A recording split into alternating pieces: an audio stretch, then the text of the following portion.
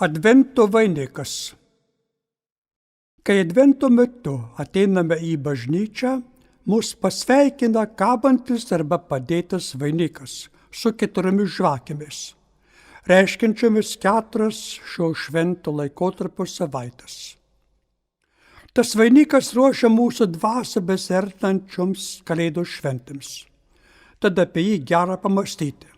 Gal ko nors mus pamokys ar ką patars. Kai taip mąstydami į vainiką žvelgiame, matome, kad jis savo būdu vaizduoja ir Dievą, ir žmogų, ir daiktus. Dievą vaizduoja tuo, kad vainike, kuris apskritas, nematome nei galo, nei pradžios.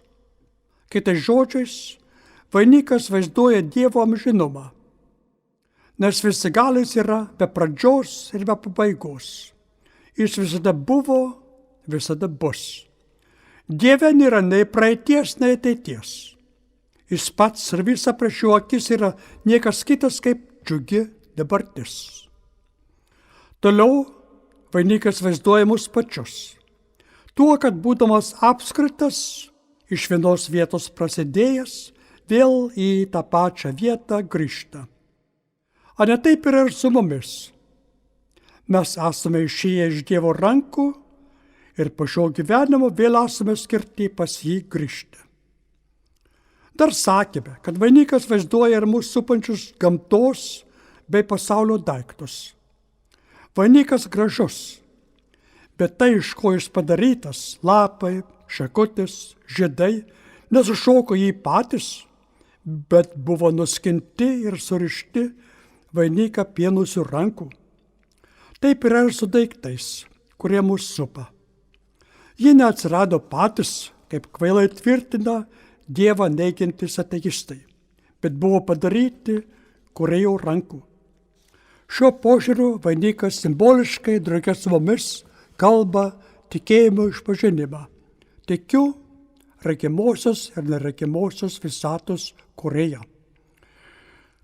Gal todėl, kad vainikas savo pavidalu ir kilme toks prasmingas, iš žmonių pasirenkamas reikšti savo kilniausiams jausmams.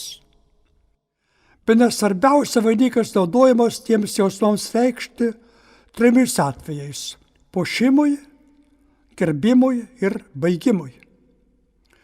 Tas trijopas tikslas mums neblogai nurodys, ką turėtume daryti, siekdami būti vainiku kitiems.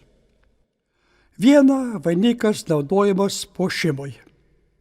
Žiūrėk, mergaitė, nuėjusi pievą ar šilą, kur auga lauko gėlių, tai jos pirštai rimasi pinti vainiko, kurį deda savo ar draugiams ant galvos pasipuošti.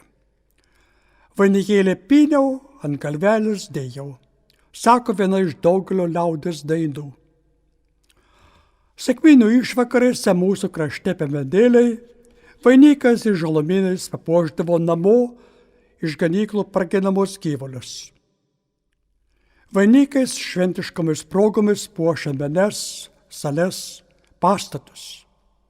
Savaime aišku, vainikas mūsų šalyje iš rūtų puošia jungtuvių dieną jaunąją. Sakėme, kad mūsų mąstymas neblogai nurodo, ką turėtume daryti, siekdami būti vainiku kitiems. Ką nurodo, kad vainikas naudojamas puošimui. Ogi būti puošmeniu savo gražiu elgesiu, gražiomis dorybėmis. Antra, vainikas naudojamas gerbimui. Gegužės mėnesį su didelė pagarba ir pamaldumu uždedamas vainikas Dievo motinai Marijai, vaizduojamai jos statulų. Įvairiomis progomis iš pagarbos padedamas vainikas prie nežinomojo kareivio kapo. Vėl, kaip žinome, lauro vainiku nuo senovės buvo pagerbiami rašytojai, ypač poetai, savo kūrinių žava ir gelme ypatingai išsiskiriantis iš kitų. Pergalės vainikas pagerbti nugalėtojui yra įsiaudęs į pačius šventojo rašto vaizdus. Paklausus, ką šiuo požiūriu turėtume daryti, siekdami būti kitiems vainiku, atsakymas būtų į kiekvieną žmogų žvelgti ir jį traktuoti su didelė pagarba. Iš tikrųjų taip elgtis mokėjo pirmieji šventojo rašto lapai, pranašantis, kad žmogus, kiekvienas žmogus yra sukurtas kaip didelė kildybė, pagal Dievo paveikslą ir panašumą. Trečia, vainikas naudojamas baigimui. Lietuvoje ir daugelį kitų kraštų, baigiant statyti namą, kai viršuje jau būdavo gegnės ir grebėstai, ant karties darbininkai iškeldavo vainiką. Dažnokai ir dabar taip tebedaroma. Ankstesniais laikais, kai būdavo švenčiamos rugpjūtės pabaigtuvės, darbininkai pareidavo namo su daina ir iš javų nupintų vainiku. Vainiko ryšys su baigimu yra tiesiog įsiaudęs iš žmonijos priežodžius. Romėnai sakydavo, finis coronat opus, pabaiga vainikuoja darbą. Šioje trečioje dalyje siekimas būti vainiku kitiems reikštų atlikti iki galo, ko iš mūsų laukiama, savo tenkančias ar skiriamas užduotis. Čia mums gražiausių pavyzdžių šviečia viešpaties Kristaus tartas paskutinis žodis ant kryžiaus apie save. Atlikta. Keli žodeliai baigimui. Ar mes norime ar ne, visais savo veiksmais, žodžiais, mintimis, planais, piname savo gyvenimo vainiką. Advento metu nebloga pažvelgti gal į jį įsipynę kokių negražių žabų, šiaudų, virvagalių. Trumpai kokių nors laužų ir grozdo, kuriam vainike ne vieta, nes jį darko. Žiūrėti, kad vainike nebūtų, kas jį bjauroja, reikia, bet to neužtenka. Vainiko vertingumą juk nustato ne tiek tai, ko jame nėra, bet jame esančios gėlės, žiedai, žlumynai. Kitais žodžiais svarbu ne tik vengti to, kas bloga, bet ir daryti daug gerų darbų. Turime į savo gyvenimo vainiką jų įpinti kiek galima gausiau, kad būtų jo daugiau pagerbtas Dievas. Pagal gražų mūsų atpirkėjo raginantį linkėjimą kalno pamokslą. Taip tai šviečia ir jūsų šviesa žmonių akivaizdoje, kad matytų jūsų gerus darbus, išlovintų jūsų tėvą danguje. Mes galėtume pirmąją sakinio dalį išreikšti vainiko vaizdiniu. Taip ir jūsų gyvenimo vainikas savo gražiais žiedais, tai yra gerais darbais, taip tešavi žmonės, kad juos matydami išlovintų jūsų tėvą danguje. Svečias Kristus. Kai mums valgant nukrinta žemėn šaukštas, peilis ir šakutė, sakome, jog reikia laukti svečių. Svečias yra, kas iš kitur ateina mūsų namus. Savo brangaus apsilankant labai laukiame. Svečio vaizdas neblogai tinka viešpačiui Kristui. Juk žemė, galima sakyti, yra mūsų namai, o jis iš kitur, iš dangaus. Vienas bažnytinių laikotarpių yra adventas, kurio žodis reiškia atėjimą. To svečio atėjimą ir mūsų laukimą. Iš tikrųjų, Kristus ateiti į mūsų žemės namus skirta 3 kartus. Vienu būdu į žemę jau apsilankė praeityje. Antru lankosi dabar. Į dar kartą apsilankys trečiu ateityje. Kristus į žemę jau atėjo prieš 2000 metų kaip atpirkėjas. Į žemę ateina ir dabar kaip išganymo nešėjas. Pagaliau dar kartą ateis pasaulio istorijos gale kaip pasaulio teisėjas. Su kiekvienu tų 3 Kristaus lankymosi neblogai ryšasi anas paprotys sakyti, kad reikia laukti svečio. Jei valgant nukrinta žemėn šaukštas, peilis ar šakutė. Eikime per svečio Kristaus pirmojo lankymosi. Iš kurio rankų išėję pirmieji žmonės buvo jo tartum pasodinti už garbingo ir laimingo vaišių stalo. Rojuje.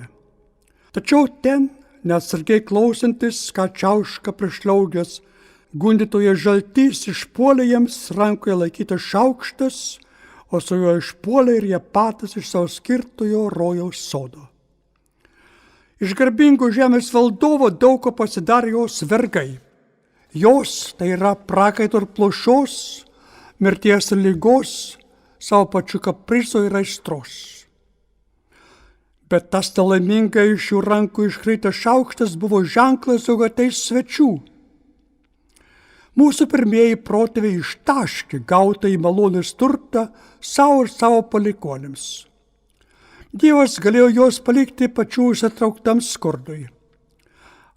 Bet jis puolasi žmonijai pažadėjo svečią, juk ateis iš dangaus gelbėtojas. Viešpaties sustieji pranašai bruožas po bruožo atskleidė, koks tas svečias gelbėtojas bus. Paties aukščiausios sūnus, nuostabiu būdu gimsiąs iš skaisčios mergaitės kaip kūdikis, mokysiantis žmonės dieviškos išminties kelio. Atėjęs Kalėdų metas mums primena įvykius, kuriais buvo apsuptas to dangaus kūdikio gimimas Betliejuje. Nuo pirmojo Kristaus atėjimo ženkime prie antrojo.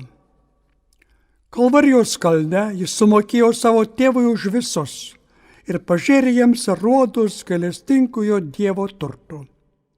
Bet tą jo atneštą išganymą kiekvienas turi pasiimti pats.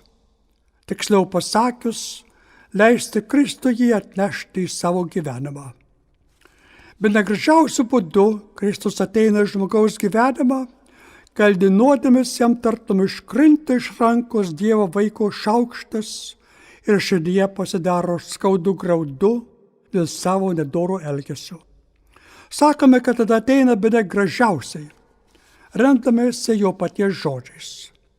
Kas iš jūsų, sako, turėdama 100 avių ir vieną nuklydus, nepalieka dykumoje 99 ir neieško pražuvusios, kol suranda.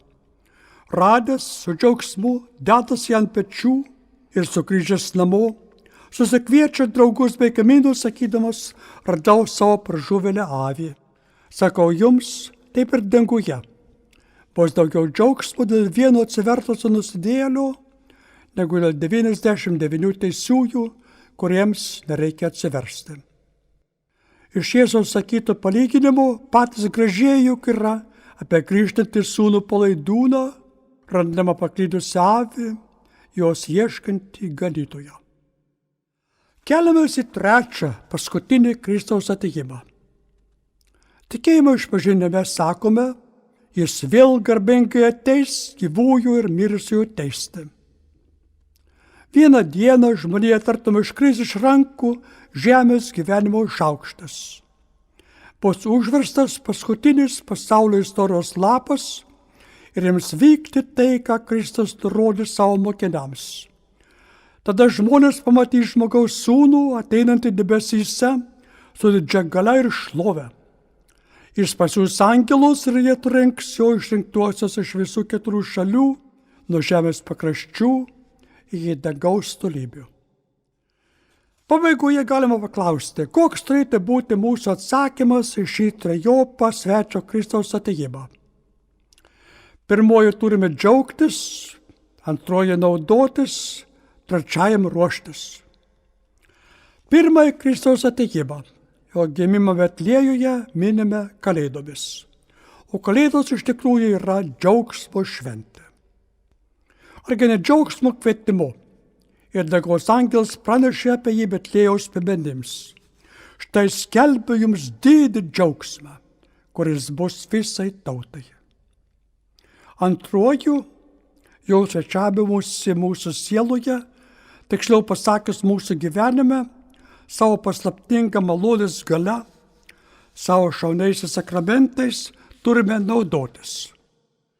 Išganytojas pranašavo liūdų dalykų tarnui, kuris valdovo savo duotus turtus užkasė ir jais nesinaudojo.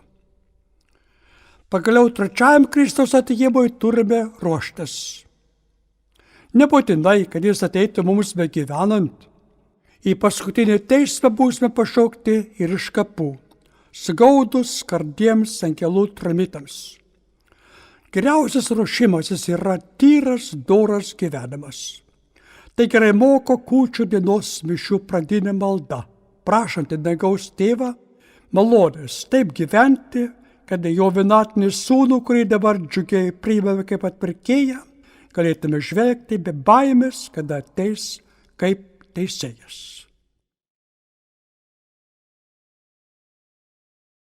Mūsų išrinkimo deimantas.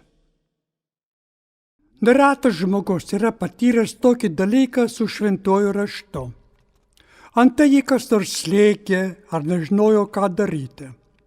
Atsivertė šventąjį raštą, dažnai nežiūrėdamas kokią vietą ir paukšt randa stebėtinai gerą nuorodą, ką daryti, kaip į reikalą žiūrėti. Geras pavyzdys yra šventoji Teresė, vadinama Mažąja arba kūdikėlio Jėzaus, iš Prancūzijos Lisijo miesto.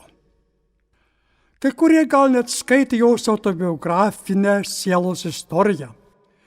Stojus į karmeličių vienuolyną, jai kildavo daug slegiančio nerimo. Mat troško siekti šventumo. Bet vis daugiau matė, kaip šventumo kelias buvo gan sudėtingas ir daug reikalaujantis, o ji jautėsi tokia mažytė ir silpna. Ieškodamos raminimo ir šviesos atsiversdavo šventąjį raštą. Vieną dieną jai į akį krito eilutė patarlių knygoje: kas yra mažas, te ateinė pas mane. Juk tai Saliamono lūpomis tarti Dievo žodžiai, pagalvojo, ir adresuoti jai, nes jaučia savo mažumą. Labai susidomėjo, kasgi mažam atėjo su juo daroma. Iš tai skaitė paskutinėme pranašo Izaijo skyriuje tokius žodžius: kaip mažyliai būsite nešiojami ant rankų, supuojami ant kelių. Kaip motina guodžia savo sūnų, taip aš jūs paguosiu. Vadinasi, viešpats Jėzus nereikalauja didžių, daug jėgų atseinančių veiksmų, o jį mylėti, jam save pavesti ir dėkoti. Taip gimė bažnyčia plačiai paplitęs jos pramintas mažasis tobulybės kelias. Šventuoju raštu atsitinka ir giminingas arba gretimas dalykas. Tame rašte yra nemažai vietų, taip gerai pažįstamų, kad nieko naujo nebesako. O žiūrėk, toje ar kitoje vietoje, kartais net viename sakinyje staiga mūsų minties akims atsiskleidžia nauja prasmė, nušviečianti, džiuginamai arba purtomai, kai kada net pačią mūsų esmę ir būklę. Viena tokių vietų yra Pauliaus laiške Efeziečiams, pati įžanga. Mąstant jį mums atsiskleidžia tartum koks juvelyro salonas, su jame išstatytais perlais bei deimantais, ir bet kokiais, o stambiais, kuriuo esi tiesiog sužavėtas. Kadangi toje įžangoje, kurią palyginome su juvelyro salonu, brangiaverčių tiesų nemaža, reikės daryti atranką. Apsistokime prie mūsų išrinkimo. Iš tame sakinyje yra žėri, tartum koks masyvus deimantas. Štai Pauliaus žodžių tekstas. Garbė Dievui, mūsų viešpaties Jėzaus Kristaus tėvui, kuris palaimina mus Kristuje visokeriopą dvasinę palaimą danguje, mūsų išsirinkdamas jame prieš pasaulio sukūrimą. Iš grynos meilės, laisvų savo valios nutarimu, jis iš anksto paskyrė mus prie Jėzų Kristo tapti jam įsūniais savo malonės kilnumo šlovei.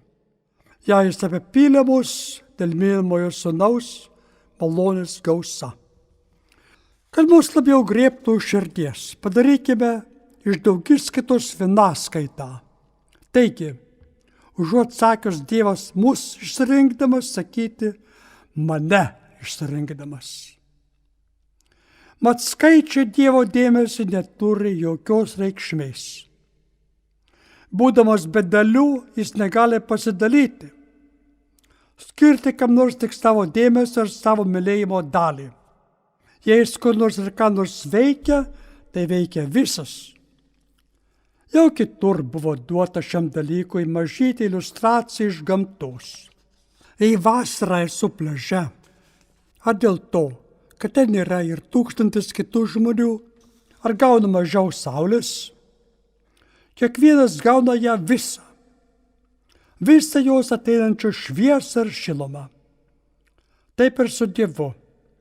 Jei jis mane žvelgia, apie mane galvoja, nors pasaulyje būtų daugybė žmonių, ir man nešasi visas jo žvilgsnis, visa jo mintis. Laikydami tai omenyje, grįžkime prie svarstomo Deimanto Pauliaus laiške. Dangaus tėvas apie mane mąstė ir mane išsirinko ateiti iš nebūties, gimti, gyventi, daryti jo vaiku. Tikriausiai žinome, kad Deimantas žėrė įvairiomis savo pusėmis. Tam jis specialiai ir šlifuojamas. Taip yra ir su Dievo išsirinkimo deimantu. O tų pusių, to žvelgimo kampų, Paulius mus nepašykštėjo. Antai viena pusė yra laiko. Kada Dievas ėmė į mane žvelgti, apie mane galvoti, prieš pasaulio sukūrimą, sako Paulius. Vadinasi, kai dar nebuvo sukurtas pasaulis, dangaus tėvo mintis jau nešėsi į mane, mano išrinkimą. Kita pusė yra motyvo. Kodėl viešpats į mane žvelgia, apie mane galvojo? Iš grynos meilės, sako Paulius, laisvos savo valios nutarimu. Vadinasi, aš jau tada buvau Dievo ypatingos, specialios meilės objektas. Dar kita pusė yra lydėjimo. Kad Dievo planas su manimi buvo ne pašaukta iš nebūties palikti savo žinotis, o lydėti savo palaimą. Paulius sako, jog tėvas palaimino mane visokiojopą palaimę danguje. Vadinasi, kiekvieną mano gyvenimo žingsnį, kai stovėjo prieš akis gėris, lydėjo viešpatės palaiminimas ir iš jo plaukė palaima kitiems. Nors dėl mūsų šiauražariškumo gal atrodė kitaip. Pažiūrėkime į savo išrinkimo deimantą dar vienu, netgi dvigubų kampu, būdo ir tikslo. Būdas kalba apie gausumą, tikslas apie kilnybę. Štai Pauliaus žodžiai. Jis dosniai apipylė mane gausa. Ir kam? Savo malonės kilnumo šloviai. Pažvelkime iš įvairių pusių į savo išrinkimą, paprastai pavadinta masyviu deimantu. Ką deimantai daro, gerai žino ypač mūsų dailioji lytis. Jo puošiama moteris stovi prieš veidrodį ir gėrisi sakydama, kokia aš graži. Ar mes neturėtume panašiai sakyti, pažvelgti į save Pauliaus laiško įžangoje, tartum kokiame veidrodyje, kokiame šaunūs, kilnūs ranktiniai. Ir aukščiausiojo numylėti Dievo vykstančiame jo amžinajame plane. Kai kam vėl norisi sakyti, taip ir gražu, kad galėtų būti tikra. Toks žmogus parodo, kad jis dar nepažįsta apaštalo Pauliaus, šios dalykus apie mus parašiusio. Kas jis toks yra? Apaštalo darbų pranešimu, tai Kristaus rinktinis įrankis nešti tiesą tautoms, karaliams ir Izraelio vaikams. Tokiems vyrams absoliučiai svetima vesti žmonės fantazuotomis gražiomis pasakomis.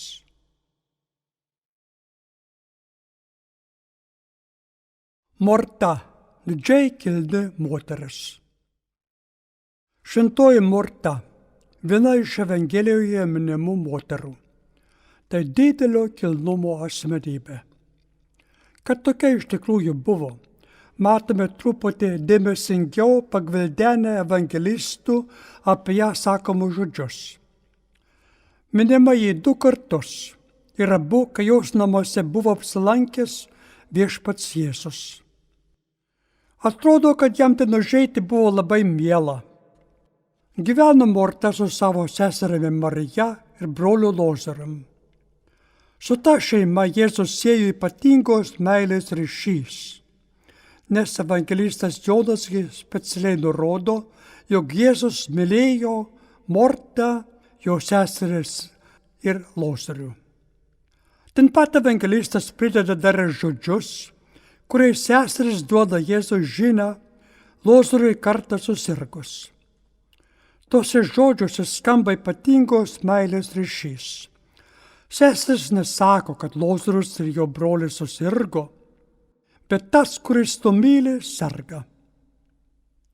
Šiaip ar taip viskas rodo, kad Jėzui turėjo būti labai džiugu užsukti į Mortos namus. Eikime dabar prie tų 2 kartų, kuriuos evangelistai aprašo. Apie pirmąjį kalba Lukas. Kai pakvietusi Jėzus su mokiniais į svečius, Morta buvo susirūpinusi visokių patarnavimų, o sesuo Marija, atsisėdusi prie viešpaties kojų, klausėsi jo žodžių. Pirmu žvilgsniu gali atrodyti, jog ten Marija išgiriama, o Morta trūkstanti virtuvėje statoma į žemesnę vietą, lyg kokia antraeilė. Mat Mortai paprašus viešpatį, kad lieptų ir seseriai padėti, jis atsakė: Morta, Morta, tu rūpiniesi ir sielojiesi daugeliu dalykų, o reikia tik vieno. Marija išsirinko geriausiai dalį, kuri nebus iš jos atimta. Bet, geriau pagalvojus, toks žvilgsnis, kad Morta statoma į žemesnę vietą, lyg kokia antraeilė, pasirodo suvis klaidingas. Kodėl? Viena, kad vaišingas patarnavimas atėjusiam svečiui kiekvienoje tautoje nuo pat žilos senovės buvo savame suprantama elgsena, elementarus mandagumas, dar daugiau šventa pareiga, suleidusi į jutimą, kad svečio asmenyje savo būdu užeina pats Dievas. Prisiminkime Abraomą, kaip vieną dieną, sėdėdamas prie savo palapinės angos, pamatė netoli savęs stovinčius 3 vyrus. Tai jau pakvietė užeiti ir pailsėti. Pats to jau nuskubėjo pas žmoną Sarą ir paliepė greitai maišus 3 saikus gerų miltų iškepti plokštainių.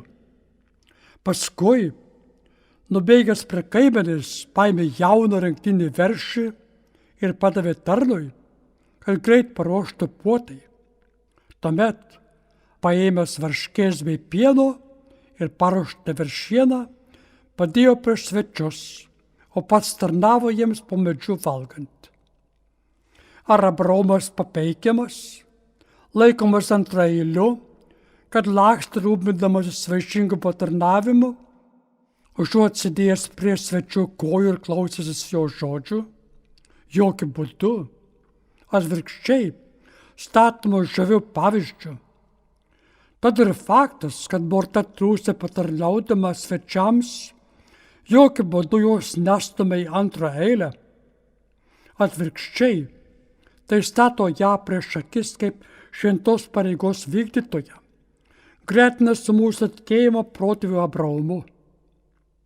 O antra, šatome pro šalį be jos darbavimąsi virtuvėje, ar kitokią ruošą laikytume ženklų, kad jos dvasia buvo mažesnis gelmės už sesers, ar kad širdis mažiau įsiilgusi dvasios dalykų. Ji pasiskundė: Viešpatie, tau nerūpi, kad sesuo palieka mane vieną patarnauti? Sakyk, kad ji man padėtų. Iš kur mes žinome, kad jo žodžiai nereiškia: Viešpatie, man irgi taip ilgisi pasiklausyti tavo žodžių. Jei sesuo padėtų, galėčiau greičiau sėsti prie tavo kojų ir leisti tavo žodžiams lietis į mano sielą ir širdį. Dar ryškiau asmenybės kilnumas Mortoje atsiskleidžia iš antrojo Evangelijos aprašymo, kai Jėzus buvo atėjęs į jos namus po brolio Lozoriaus laidotuvių. Pateiktas evangelisto Jono. Pažvelgia ten į 3 dalykus, kurie tą asmenybės kilnumą stato mums prieš akis. Viena, Mortos tarsi žodžiai, išėjus atvykstančio Jėzus pasitikti. Viešpatie, jei būtum čia buvęs, mano brolis nebūtų miręs. Bet ir dabar žinau, ko tik paprašysi Dievą, Dievas tau duos. Kiek tas antrasis sakinys liudija žavos apie šią moterį. Ji pakils aukščiau tikėjimo, ne tik tiki, o žinoti žino. Ir tas žinojimas siekia pačias Kristaus galios gelmes. Bet tiesiog ji neprašo. Prašymas glūdi pačiame jos išpažinime, jog viską gali iš Tėvo gauti, taigi ir mirusią brolį grąžinti į gyvenimą. Antra, Kristaus svariai žodžiai. Bažnyčios imti kartoti prie kiekvieno krikščionio karsto iki amžiaus pabaigos. Aš esu prisikėlimas ir gyvenimas. Kas tiki mane, nors ir numirtų, bus gyvas. Ir kiekvienas, kuris gyvena ir tiki mane, neragaus mirties per amžius. Kam tai žodžiai buvo tarti ir skirti? Mortos ausims. Ji buvo pirmoji privilegijuota tų žodžių klausytoja. Galime gyvai įsivaizduoti sceną. Jėzus žvelgia po šių žodžių į Mortos ašarotas akis ir klausia, ar tai tiki. Suskamba jos nedvejojantis atsakymas kaip šaunus išpažinimas. Taip, Viešpatie, aš tikiu, jog tu Mesijas, Dievo sūnus, kuris turi ateiti į šį pasaulį. Trečia, kai žvelgime į šį Mortos lūpų tartamą išpažinimą, mūsų akims sušvinta naujas jos kilnumo bruožas. Turbūt dar mename, kaip kalbėdama apie pirmą evangelistų užrašytą Jėzaus užėjimą į Mortos namus, dėl šventos pareigos vykdymo patarnauti svečiams, ją gretinome su šventuoju patriarchu Abraomu. O dėl šio išpažinimo įgretinta su kitų didžių asmeniu Viešpaties išrinktų Petru vadovauti bažnyčiai. Juk jis tiesiog Mortos žodžiais Pilypo Cezarijos apylinkėse viešai išpažino Kristaus dievystę. Tu esi Mesijas, gyvojo Dievo sūnus. Ir taip Viešpatį nudžiugino, kad jam žadėjo pavesti dangaus karalystės raktus. Tad ir jį kartu su Petru savo atsakymą buvo Kristaus džiugintoja, kai viršum jo galvos jau kabojo tamsus kančios ir kryžiaus debesys. Tokia yra šventoji Morta, viena iš Evangelijose minimų moterų, šviečianti, žavintis tavo asmenybės kilnumu. Angelų kunigaikštis Mykolas. Mums visiems gerai pažįstama kasdienybė. Jos pilkumas, vienodumas siaurina mūsų žvilgsnį, panašiai kaip arklio, kuriam pakinkius uždedamos kamanos su akydangčiais. Mato tik priešas einantį kelią ir nieko daugiau. Bet jei kartais ruošiame savo išvyką į kalnus, ar esame prie ošiančios jūros, ar pamatome jaudinantį istorinį filmą, kaip tada atsiveria mūsų akims platesni horizontai. Pasirodo kitaip pats mūsų gyvenimas, jo ryšys su visata. Taip plečia mūsų žvilgsnį ir religinis šventės, ypač reikšmingesnės. A ne taip yra su rugsėjo 29-osios švente, mininčia 3 didžiuosius arkangelus – Gabrielių, Mykolą ir Rapolą. Šventės įvadinėje mišių maldoje sakoma, Dieve, tu gražiai skirstai pareigas angelams ir žmonėms. Kaip tik šiems trims arkangelams Dievo skirtusios pareigos nušviečia mūsų gyvenimą plačiais horizontais. Kadangi žvilgterti į visus tris būtų per maža vietos ir laiko, apsiribokime vienu arkangelo Mykolu. Ši šventė yra gera proga atnaujinti su juo savo pažintį. Tarp jo ir mūsų esama glaudaus ryšio. Tikinčiojo gyvenimas žemė yra kova, o arkangelo Mykolui kaip tik būdinga kovoti. Taip jis yra mūsų galingas sąjungininkas. Tos pažinties atnaujinimas remsis gana patikimais šaltiniais. Šventojo rašto žodžiais, maldų tekstais ir tikinčiųjų darbais. Šventis skaitinys prasideda pranašo Danieliaus žodžiais. Pakels tų laikų didysis angelų kunigaikštis Mykolas, kuris stoja už tavosios tautos sūnus. Jau pats faktas, kad pranašas Mykolą vadina didžiuoju angelų kunigaikščiu, rodo šio arkangelo ypatingą rinktinę vietą dangaus galybių dvare. Jo didybę ir svarbą dar pareiškina pranašo sakymas, kad pakels tuo laiku. Taigi, lemiamą žmonijos dieną, kai bus užverstas paskutinis jos istorijos lapas ir Kristus ateis gyvųjų ir mirusiųjų teisti. Kita šventojo rašto vieta, kalbanti apie arkangelą Mykolą, yra Apreiškimo knyga. Apaštalas Jonas rašo, ką ten regėjęs. Jis sako, ir užverė danguje kova. Mykolas ir jo angelai kovojo su Slibinu ir jo angelais. Šie pralaimėjo ir buvo išmestas didysis Slibinas, senoji gyvatė, vadinamas velnio ir šėtanu, kuris suvedžiodavo visą pasaulį. Trijų angelų šventės dieną, rugsėjo 29-ąją, valandų maldos lotyniškajame himne į arkangelą Mykolą bažnyčia iškilmingai kreipiasi kaip nenugalimą dangiškosios karo kopos vadą. O psalmės priegiesmėje den sakoma, suvilnijo jūra ir sudrabėjo žemė, kai arkangelas Mykolas žengė iš dangaus. Vyresnieji iš mūsų turbūt ir atsimename, kad anksčiau mišiose būdavo ne tik įžangos bei komunijos priegiesmis, bet ir aukojimo. Po antrojo Vatikano susirinkimo nebevartojamas. Gedulingų mišių aukojimo priegiesmėje kaip tik būdavo minimas arkangelas Mykolas ir vadinamas vėliavnešiu, aišku, karo vėliavos. Kreipiantis į Dievą ten buvo sakoma, tai įveda teisiųjų sielas vėliavnešys šventasis Mykolas į palaimingąją šviesą, kurią kitados esi pažadėjęs Abraomui ir jo palikuonėms. Tai rodo tikėjimą, kad šventasis arkangelas ateina padėti, kai žmogus pašaukiamas stoti į paskutinę kovą žemėje, mirties agoniją. Su kokia pagarba ir pasitikėjimu bažnyčia žvelgia arkangelą Mykolą kaip Dievo tautos gynėją. Ir mūsų sąjungininką taip pat matome iš gausių jam pašvestų ir jo vardu pavadintų bažnyčių, brolijų, vienuolių namų, paprastai ryšiam su kovojimu.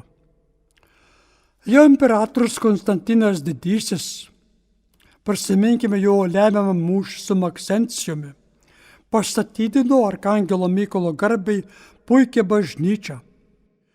Gotfridas Bojonietis, vienas bene garsiausių pirmojo kryžiaus karo vadų, prieš išvykdamas į Šventąją žemę, pirmą Brabanto mieste pastatydino bažnyčią tam arkangelui pagerbti. Viena iš puikiųjų Miuncheno bažnyčių Vokietijoje irgi yra Šventojo Mykolo, Michaelskirche, dabar pavesta aptarnauti jėzuitams.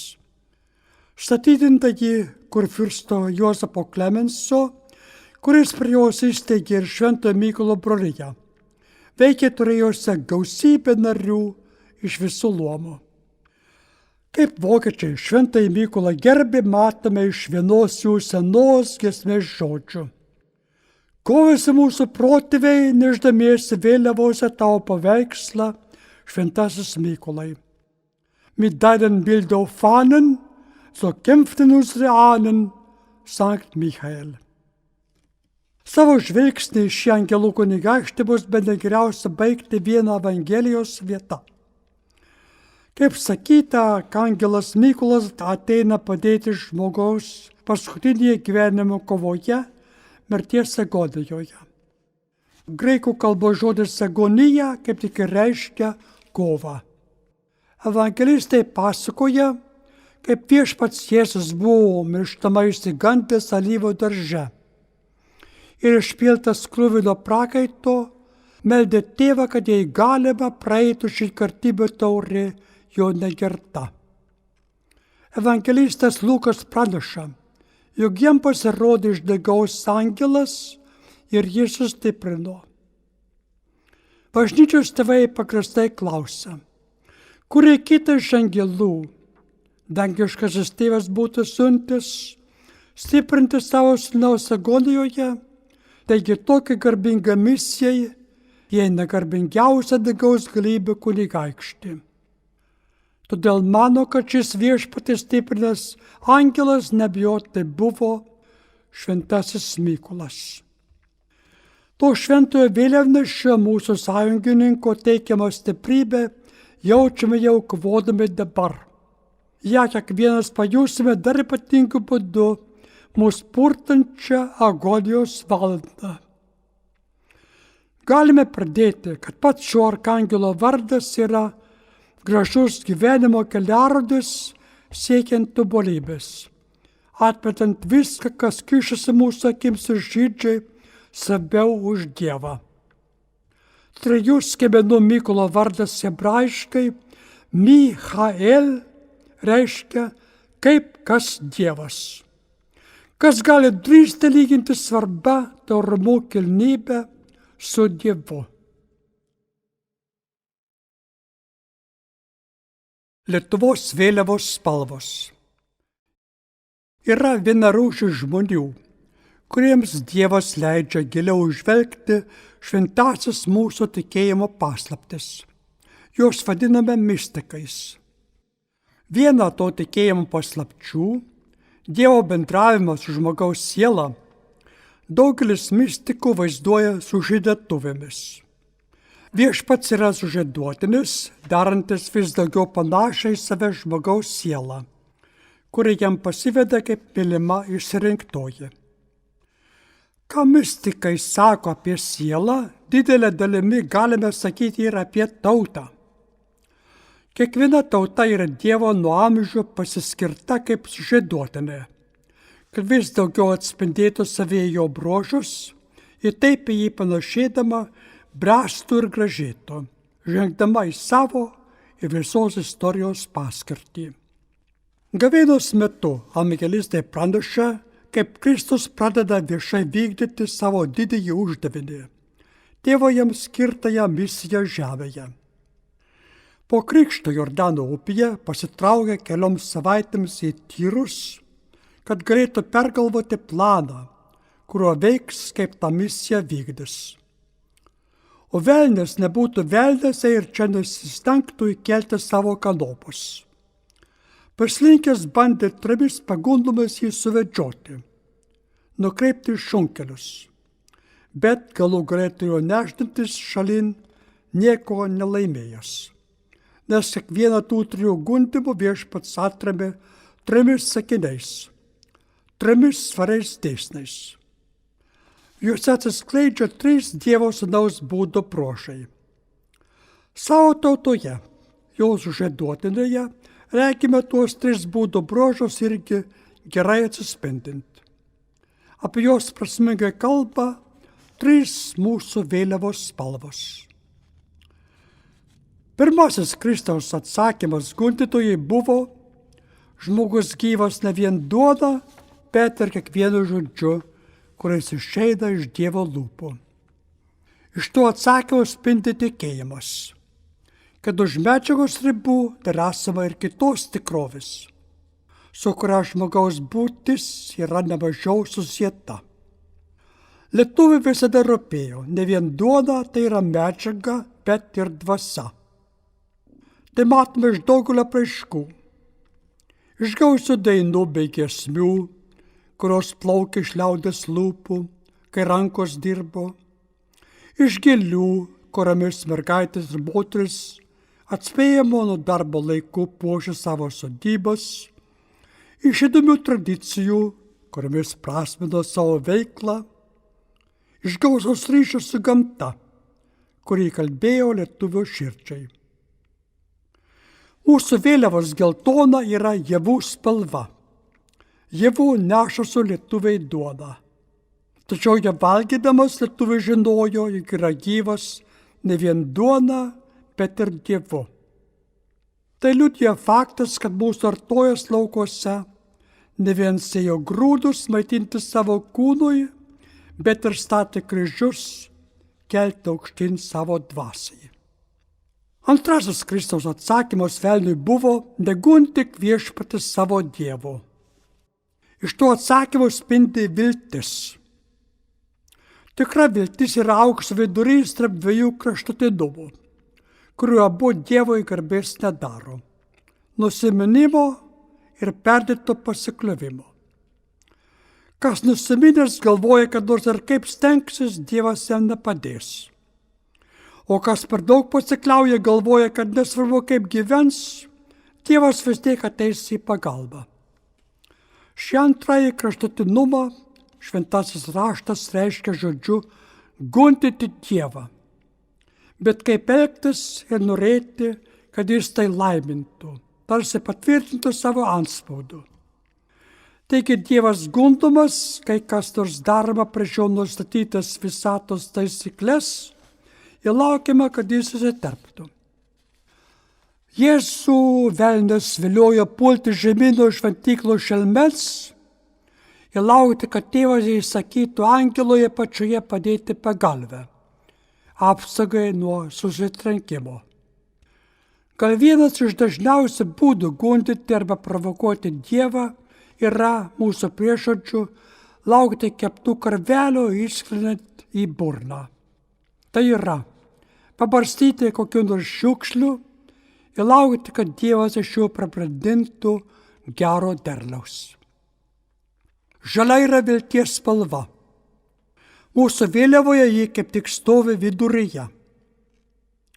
Lietuviai žinojo, kad Dievas žmogui padeda, todėl nenusiminė, bet ir negundė Dievo.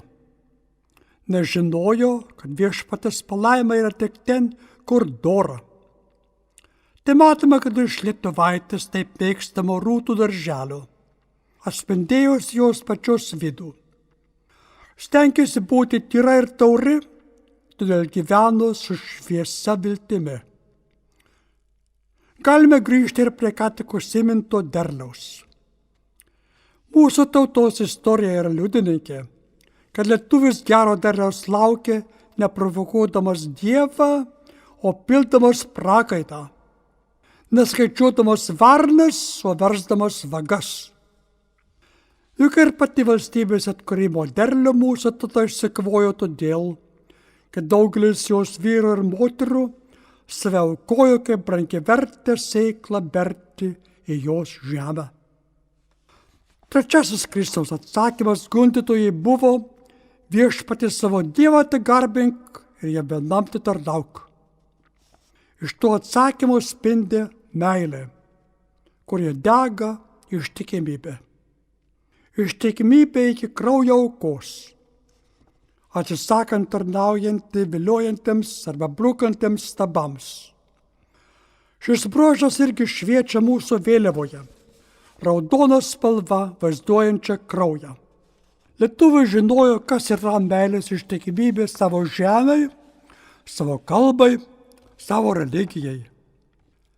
Tai matome iš mūsų savanorių kūrėjų, partizanų, kritusiųjų asmenų prie Vilniaus televizijos bokšto ir kitų kurie tos meilės vedami aukojo, ką turėjo brangiausia - savo pačių gyvastį, giliai įsidėję į širdį Kristaus žodį. Juk niekas nemyli daugiau kaip tas, kuris guldo gyvybę už draugus.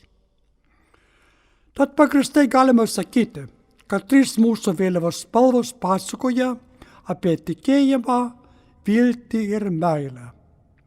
3 dorybės, kuriomis lietuvių tauta savo būdingu keliu yra panaši į Dievo sūnų, amžiną į žodį, kurį tardamas kūrėjas ją pačią tą mūsų tautą pašaukė į būtį. Anie Kristaus atsakymai buvo tarti gundytojui, norėjusiam jį kreipti iš kelio. Tik ir mums Lietuvos trispalvė primena ir padeda saugotis 3 pagundų, kuriomis piktasis ypač dabartiniais laikais nori kreipti mus iš kelio. Geltonos tikėjimas nemoko nepasinerti medžiagoje, kurie yra tik viena tikrovės dalis, tarkim mažiau svarbi už esamą anapus jos ribų. Medžiagėjimas yra didelis šio meto pavojus. Žalios viltis nemoka pasitikėti Dievo pagalba, bet ją užsitarnaujant gyvenimo dorą. Doros įstatymų mindžiojimas šiandien taip pat yra didelis pavojus. Raudonos ištikima meilė temoko nesilankstyti prieš stabus. Aukso veršį, svaigalų Bachą, aistrų Venerą jų visų nesuskaičiuosi. Šiandien jie bruka savo viliones iš kiekvieno galimo kanalo. Temoko to spalva žiūrėti, tikrojo Dievo garbės, gimto krašto kloties ir savo brolių bei seserų gerovės.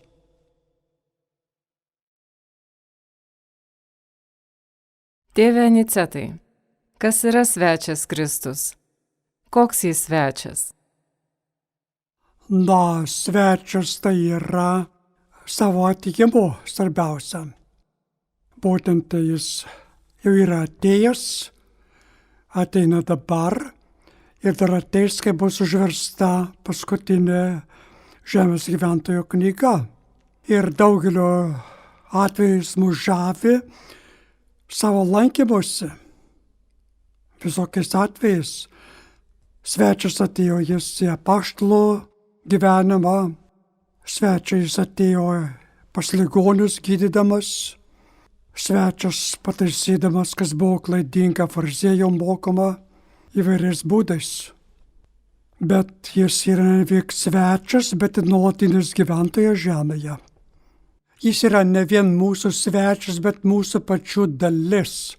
Kasgi mes esame? Mes esame bažnyčios gyvieji akmenys, iš kurių ta bažnyčia yra statoma. Ir todėl vėl ta gražioji enciklika, kurią Paulius jau minėjo, kad mes esame pats viešpats Kristus.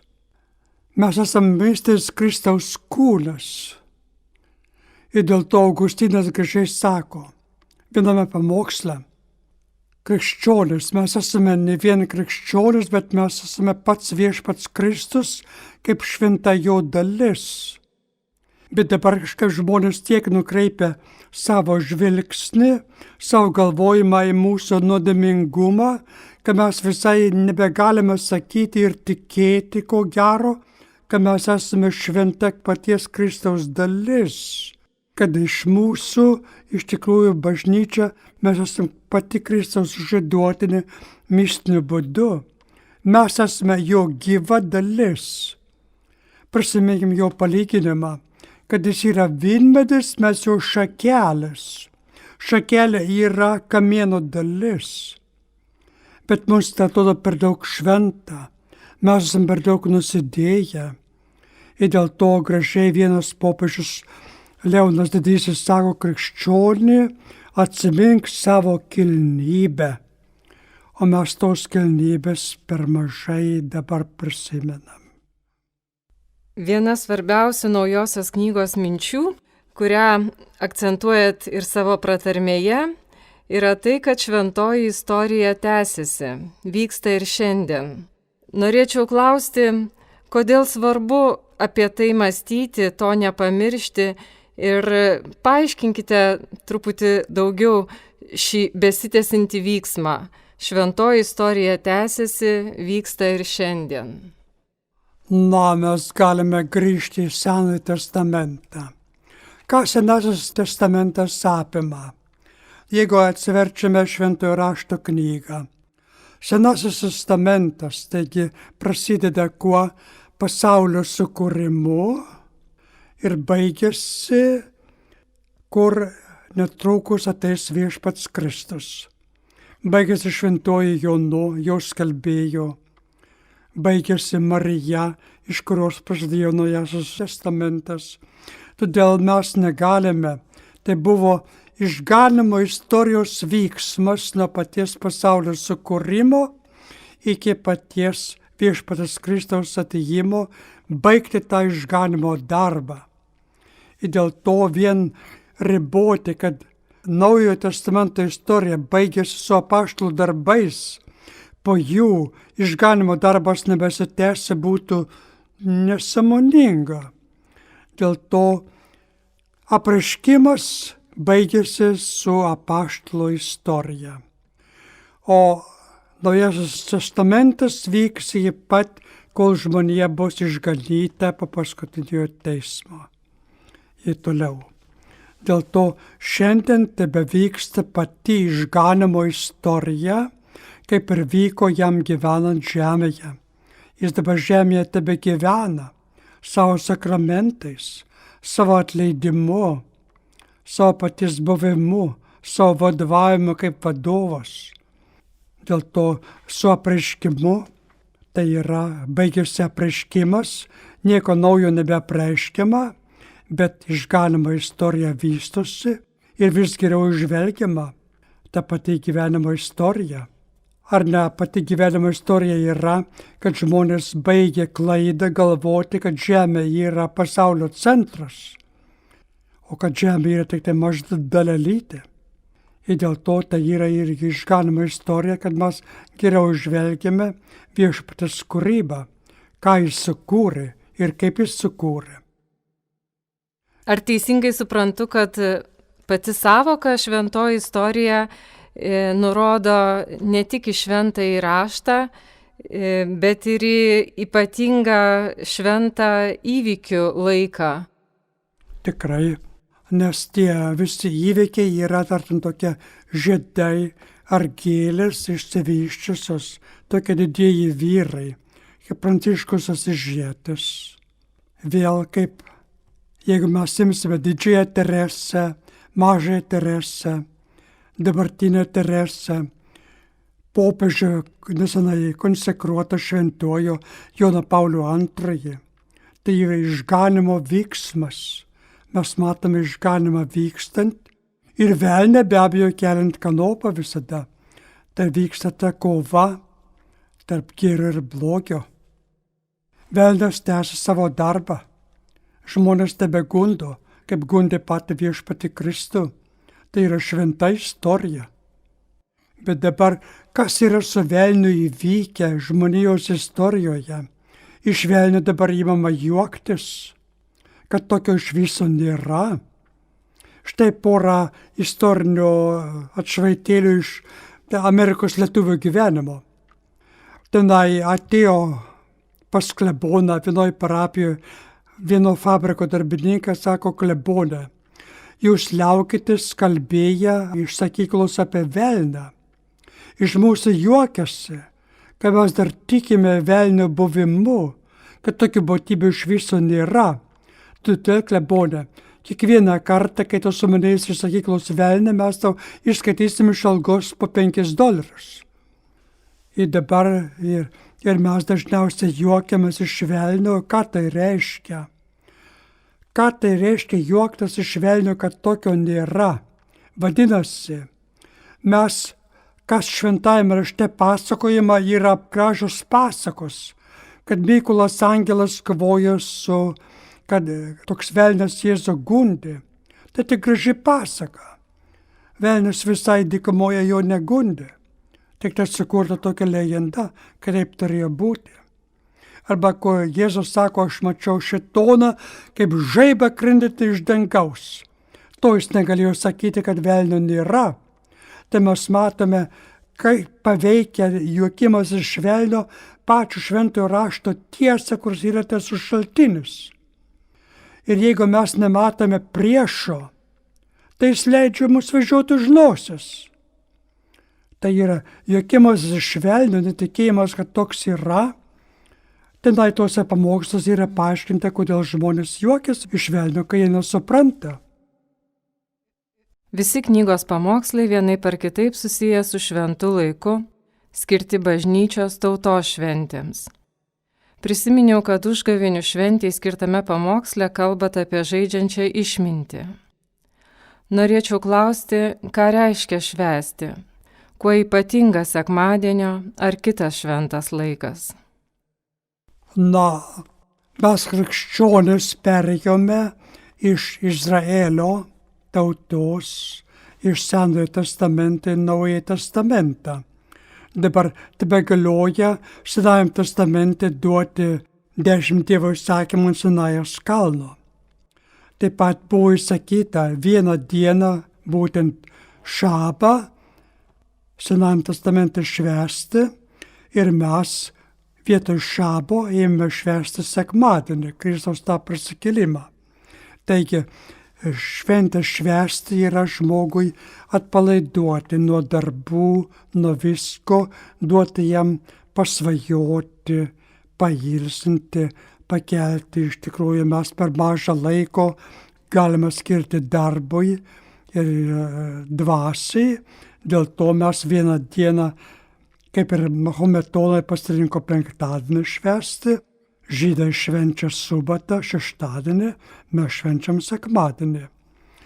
O dėl šventosios dvasios, dėl išminties žaidimo, tai iš tikrųjų labai gražus sakymas, kaip Dievas kūrė pasaulį, kad išmintis, kuri yra taip aukštinama šventajame rašte, išmintis, kas yra filosofija, tai reiškia išminties meilė. Ir dėl to išmintis vienoje gražiai vietoje apie save sako, aš visada buvau, kai Dievas kūrė pasaulį, kai gelmių dar nebuvo, kai šaltinė netiško, aš jau buvau su juo, žinoma jo akivaizdoje. Ir dėl to labai gražus yra sakymas, kad išmintis ir žaidžia. O žaidimas tai yra toks gražus įvaizdis vaikė, kas vaikui būdinga žaisti ir gyvulių pasaulyje. Ir dėl to, jeigu mes sekmadienį skiriam poilsiui, žaidimui ir kitur, tai iš tikrųjų tai mumise veikia ta žaidžianti Dievo tikrai išminties dvasia. O išmintis tai iš tikrųjų, joks žmogus nenori būti kvailys, jis nori laikyti išminčių. Tai mes labai išmintį branginam. Vienas knygos skyrius skirtas šventiesiems. Kodėl mums svarbus šventieji? Kas yra šventųjų garbinimas? Na, galbūt, kad jie yra įkvepiantys pavyzdžiai. Arba bažnyčios atnaujintojai. Paimkim renesansą. Kas buvo maždaug kunigų svarba? Meną gerbti, gražios rūmus turėti ir tai turtingumo atspindėti taip toliau, o čia ateina Poverello. Visiškas, reiškia, toks pavargėlis. Ir kaip tai atnaujino bažnyčios įvaizdį, koks turi būti. Arba Ignacas Lojola.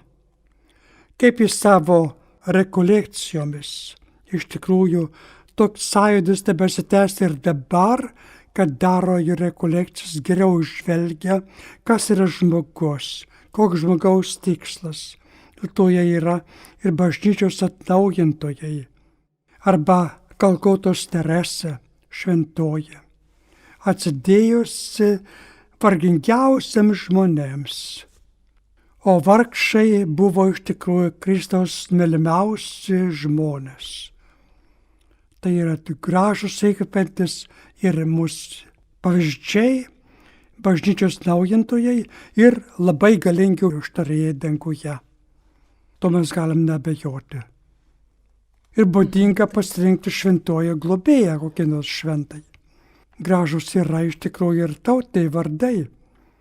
Dauguma iš tikrųjų tų žmonių tai buvo tokie kaip Teresa ar kiti, tai buvo tautiniai vardai, bet jie kilniai gyveno ir tapo šventieji. Ignacas Lojola savo dvasinėse pratybose labai dažnai pasitelkia vaizduotę. Ir jūsų knygoje, pamoksluose irgi didelis vaidmuo, sakyčiau, tenka vaizduotei. Tai norėčiau paklausti, kodėl skaitant Senąjį ir Naująjį testamentą, ar siekiant suprasti tam tikras tikėjimo tiesas, o gal netgi meldžiantis, tokia svarbi yra vaizduotė. Na, Ignacas tikrai gražių vaizdų turi. Vienas, kur yra kova tarp gėrio ir blogio, tai gerųjų vadas yra Viešpats Kristus, o blogųjų vadas yra Liuciferis. Jie turi dvi vėliavas, taip toliau. Bet geriausias atsakymas yra Viešpatas Kristus pavyzdys. Kaip jis kalbėjo ne abstrakčiais terminais, bet vaizdais. Kiek ten vaizdų yra iš paprasto gyvenimo. Piemuo galantis avis. Žvejai traukia iš tinklo. Žmonėms sakėm, kad jūs esat pasaulio šviesa. Oi, kaip išgirsdavo tai paprastieji žmonės, kad mes esam pasaulio šviesa. Kaip jis apie karstyčių grūdą kalba, apie žvirblį puolantį nuo stogo, apie vynmaišius, kad jaunas vynas piliamas į jaunus vynmaišius, apie lopą ant seno drabužio, pilnybė vaizdų.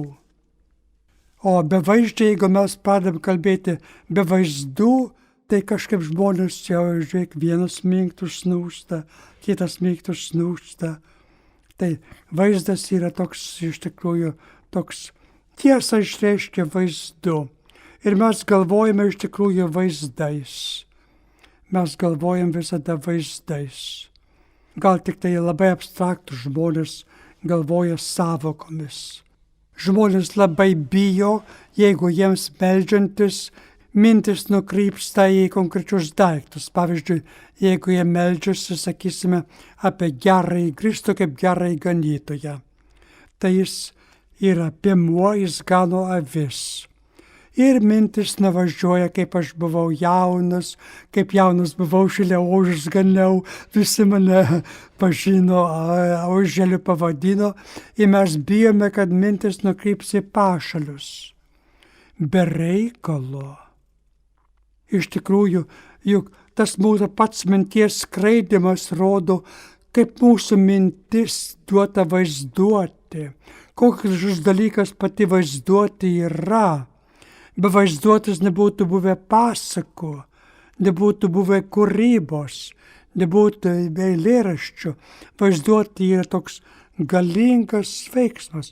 Jeigu mūsų mintis nuskrenda prie konkrečių vaizdų, tai pats jos skraidimas yra geras. Jeigu mintis mūsų nuskrido dėl to, kad prisigė minčiai mūsų skraidimus. Na, jūsų pamoksluose labai dažnai atsigręžiama į literatūrą. Švęsti Kristų karalių netikėtai pasiūlote su Homeru. Kaip atsirado ši sąsaja, gal prisiminsite ir, kodėl jums svarbi literatūra, kokia literatūra, mokant tikėjimo tiesų, aiškinant šventąjį raštą. Kad yra tokių gražių dalykų. Pavyzdžiui, gamta. Koks gražus Dievo kūrinys. Jeigu pacituoji anykščių šilelį, kaip šilas nubunda ir taip toliau, kadangi mus iliustruoja, reiškia, iš mūsų literatūros, kaip gamta yra gražiai aprašoma. Arba jeigu mes paimam Mykolaičio Putino apie sakalus, kad sakalai skraido. Tai iš tikrųjų kaip gražiai yra, kur tie sakalai reiškia, kad mes per daug esame nukreipę į tokius kaip nuodėmingumus ir viską, o visai pamiršę tą krikščionių kilnybę, visą kitą. Ir kai pacituoja, tai turbūt ir atminty galbūt geriau lieka. Arba jeigu pacituotum Žemaitę, kaip jie gražiai piešia saulėtekį, kaip kiekvieną kampelį įlenda, kaip visur pro plyšį įlenda ir nušviečia. Tai kažkaip iliustruoja iš tikrųjų viešpaties kūrybą. Ir dėl to bažnyčia ne veltui taip gerbė romėnų poeziją, Virgilijų ir visą kitą, kadangi savotiškai tenai atsispindi toks dieviškumas ir pačią žmogaus vaizduotę, kaip veikia. Meną taip pat bažnyčia labai gerbė ir puoselėjo, kadangi menas vaizdu išreiškia tikėjimo tiesas. Jeigu mes paimam Michelangelo Pietà, kur balto marmuro su palinkai motina laikant rankaus sūnų. Vis tiek, vaizdas duoda žmogui savo. Arba jeigu mes norime kryžius, tai yra ženklas. Ženklas mūsų atpirkimo. Tai dėl to ir literatūra ištarnauja tikėjimui. Kuo ypatingas yra pamokslo ar homilijos sakymas? Ar visi pamokslai rašomi ir sakomi su vienodu įkvėpimu? Ir galbūt apie adresatą pamokslo, ar rašydamas ir sakydamas pamokslą turite konkretų adresatą, bendruomenę, ar svarbiausia yra, Evangelijos vieta, kurią reikia paaiškinti? Su Vatikano antrojo susirinkimu truputį pakito pamokslų žanras. Būtent anksčiau būdavo dažniausiai sakant pamokslai arba kokios šventės proga, šventai ar kur, arba tikėjimo tiesas, pavyzdžiui, 10 Dievo įsakymų, arba Tėve mūsų malda, arba kokie aktualių klausimų. O dabar kažkaip nori, kad būtų ir vardą pakeitė, dabar nebe pamokslų vadinama, bet homilija. Tai yra, koks tai yra skaitinys arba evangelija, kad apie tai ir būtų kalbama tame paaiškinime. Bet tų pamokslų tai yra apie dalykinius dalykus, o ne švento rašto vietas ar šventes, tai turėjo savo gerų pusių. Auditorija tai maždaug pasirenka žiūrint, kokią auditoriją kalbi, bet dažniausiai publika yra mišri. Ir ateina jaunų žmonių, ir pagyvenusių, ir kitų. Tai reikia maždaug pasirinkti tokius vaizdais, kur kiekvienam būtų aišku. Pavyzdžiui, Kristaus vaizdai būdavo aiškus ir 5 metų vaikui, ir didžiausiam teologui neišsemiamas.